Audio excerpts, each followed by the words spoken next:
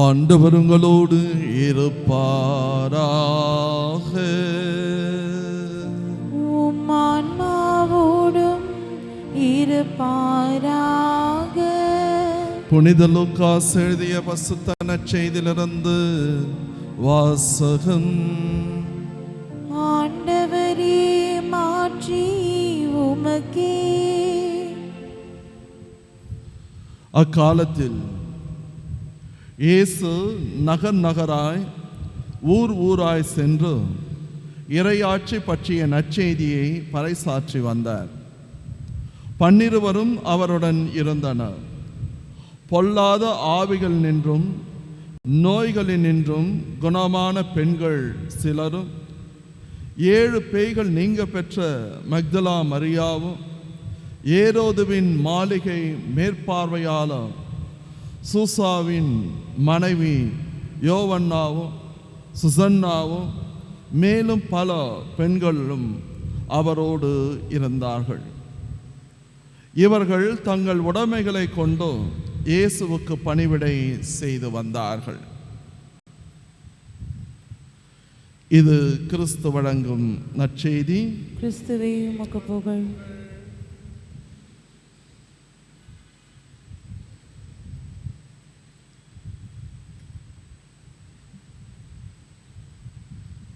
இறை இயேசுவில் அன்பார்ந்த சகோதர சகோதரிகளே, ஒரு நாட்டில் ஒரு அரசன் கடவுளுக்கு ஒரு அழகிய ஆலயத்தை கட்ட ஆசைப்பட்டார். அப்பொழுது அங்கே இருந்த மக்களை எல்லாம் அழைத்து, நம்ம கும்பிடுற தெய்வத்திற்கு ஆலயத்தை கட்ட வேண்டும் என்று ஆசைப்படுகின்றேன். ஆகையால் உங்களில் யாரெல்லாம் உதவி செய்ய நினைக்கின்றீர்களோ உதவி செய்யுங்கள் என்று கேட்கின்றார். மக்களும் சந்தோஷமாக உதவி செய்கின்றார்கள். ஆலயம் கட்டுகின்ற பணி ஒரு பெரிய மனிதரிடத்திலே ஒப்படைக்கப்படுகின்றது. அவருக்கு அந்த கற்களை செதுக்கின்ற சிற்பக்கலையிலே சிறந்து விளங்கிய ஒரு மாபெரும் மனிதர், அவரை ரொம்ப பேர் மதிப்பாங்க. அவர் ஏற்கனவே பல ஆலயங்களை கட்டியதால் மக்களிடத்திலும் பிரபலமானவர். அவரை அழைத்து அரசன் சொல்லுகின்றார், நீங்கள் தான் இதை முன்னால் இருந்து கட்டணும் அப்படின்ட்டு. அரசனுடைய ஆணை. ஆகையால் அந்த சிற்பியும் ஏற்றுக்கொள்கிறார். அதுக்கப்புறம் கொஞ்சம் கொஞ்சமாக வேலை தொடங்க ஆரம்பிக்கின்றதோ, ஆலயம் எழும்புகின்றதோ. அப்போது அந்த ஆலயத்தை கட்டுகின்ற இடத்திற்கு பக்கத்திலே ஒரு வயசான ஒரு அம்மா, ஏழை. அவர்களால் எந்த பொருளும் கொடுக்க முடியவில்லை.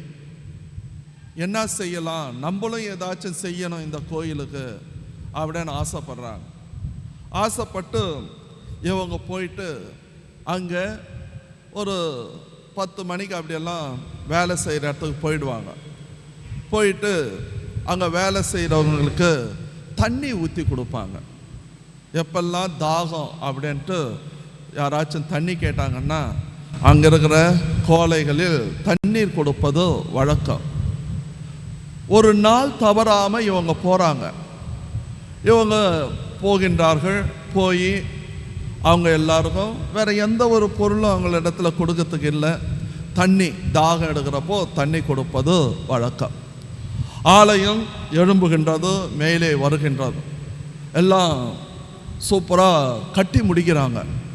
கட்டி முடித்த பிறகு இந்த சிற்பிக்கு அந்த ஆலயத்தின் நடுவிலே கடவுளை வைப்பதற்கு ஒரு கல் தேவைப்படுது. என்ன செய்யறதுன்னு தெரியல. அவருக்கு ஒரு பெரிய கருங்கல் தேவைப்படுகின்றது. அப்போது அந்த சிற்பி அந்த அம்மாவுடைய வீட்டுக்கு போகிறார். போயிட்டு, அம்மா, கடவுளை வைக்கிற இடத்துல ஒரு கல் வைக்கணும், நீங்கள் அதை வாங்கி கொடுக்க முடியுமா அப்படின்னு கேட்குறார்.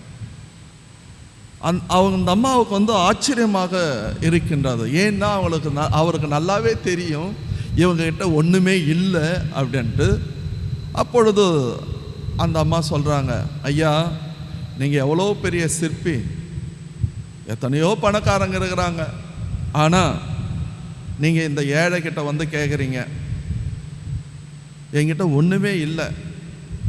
ஒன்று, என் வீட்டு முன்னால் ஒரு கல் இருக்கு பாருங்க, அதில் தான் நான் ஏதாச்சும் அரைக்க தந்தா அரைச்சிக்க, அந்த கல்லை தவிர என்கிட்ட ஒன்றும் இல்லை அப்படின்ன உடனே அவர் வெளில வர்றாரு. அந்த கல்லை பார்க்கின்றார்.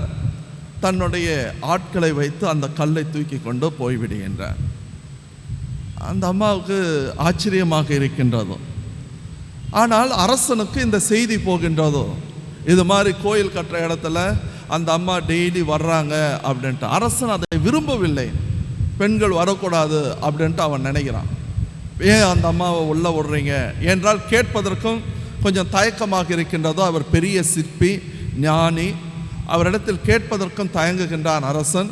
சரி நடக்கட்டும் அப்படின்ட்டு அந்த ஏழை பெண்ணுடைய வீட்டுக்கு முன்னால் இருந்த கல்லை எடுத்து கொண்டு வந்த அந்த சிற்பி கடவுள்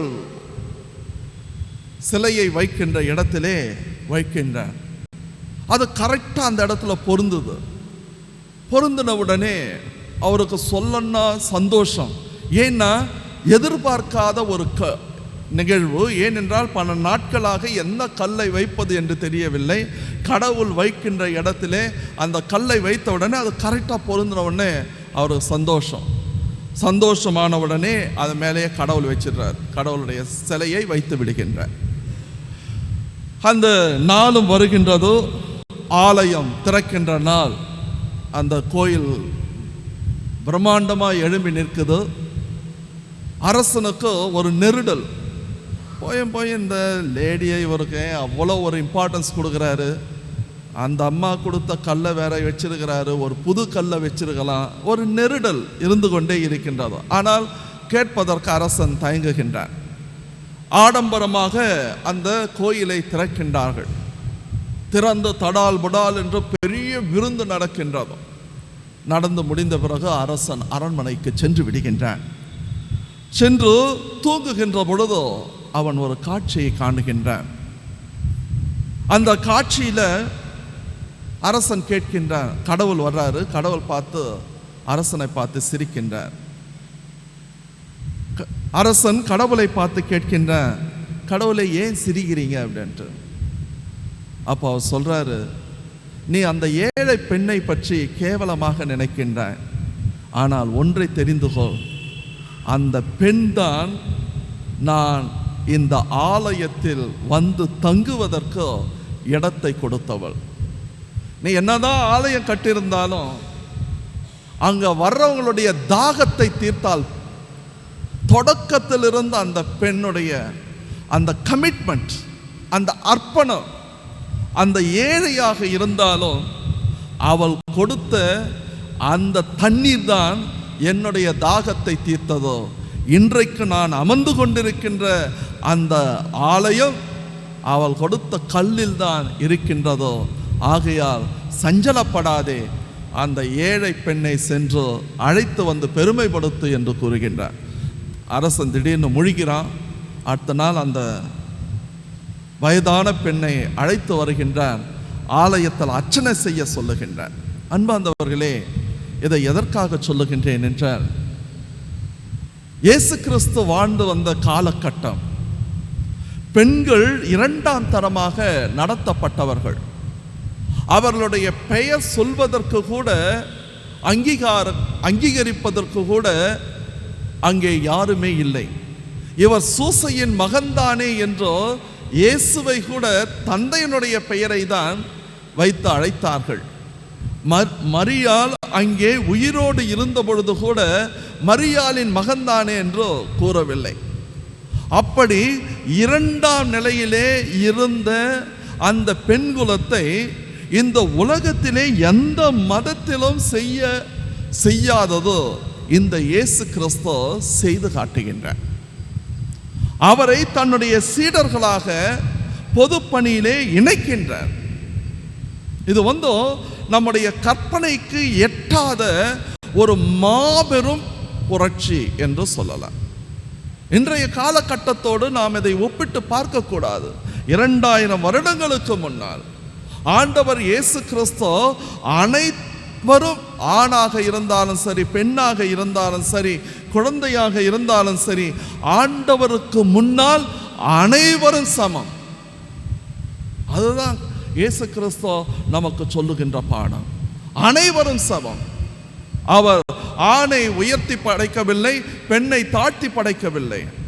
ஆண்டவருக்கு முன்னால் அனைவருமே சமம். எப்படி ஒரு தாயானவள் தன்னுடைய பிள்ளைகளை பாராபட்சம் பார்க்க கூடாது, பார்க்க மாட்டார்கள்.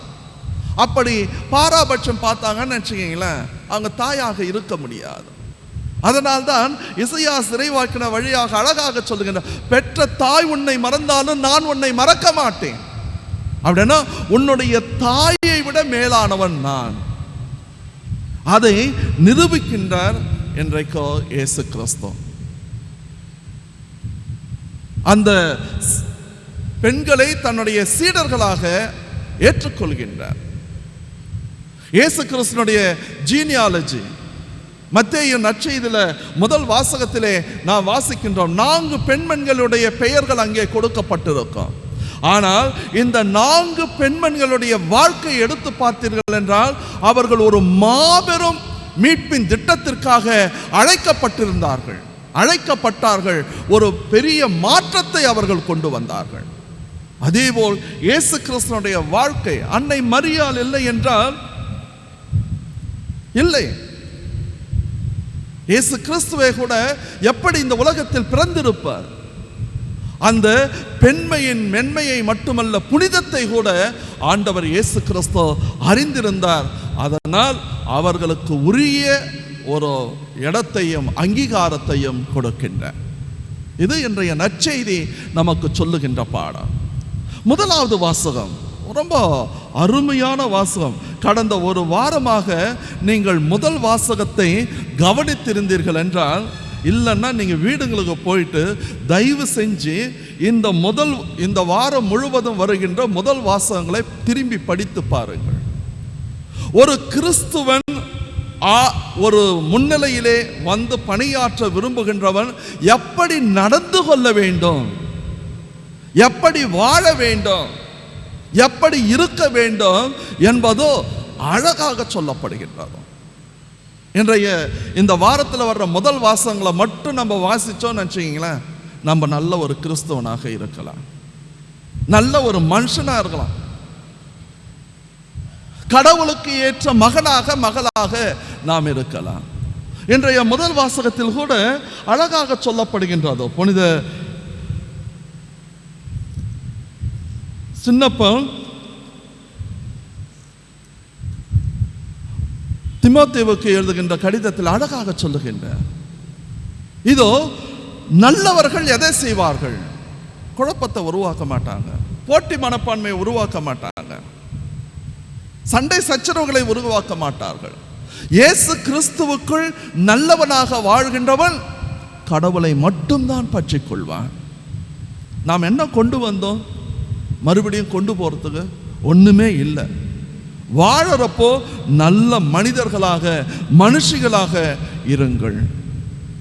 ஒரு எடுத்துக்காட்டான வாழ்க்கையை வாழுங்கள் என்கின்ற கருத்தும் முதல் வாசகம், இந்த வாரம் முழுவதும் முதல் வாசகத்தில் திரும்ப திரும்ப திரும்ப சொல்லப்படுகின்றது. ரொம்ப அருமையான வாசகங்கள். ஆகையால் அன்பார்ந்தவர்களே, நம்முடைய வாழ்க்கையிலே இயேசு கிறிஸ்துனுடைய நற்செய்தியை வாழ்வாக்குவோம். நம்முடைய தாயாக இருந்தாலும், சகோதரியாக இருந்தாலும், அடுத்த வீட்டு பெண்களாக இருந்தாலும், தெரிந்தவர்களாக இருந்தாலும், தெரியாதவர்களாக இருந்தாலும், யாராக இருந்தாலும் பெண்களை சகோதரியாக, ஒரு தாயாக பார்க்க கற்றுக்கொள்வோம். இரண்டாவது, நல்ல கிறிஸ்தவ வாழ்க்கை வாழ்வோம். நம்முடைய வாழ்க்கை சிறியது, ஆனால் அதை சிறந்ததாக மாற்றுவது நம்முடைய கடமை. ஆகையால் இந்த திருப்பலியிலே இதை உணர்ந்தவர்களாக, அறிந்தவர்களாக வாழ்ந்திட வரம் கேட்டு தொடர்ந்து ஜெபிப்போம்.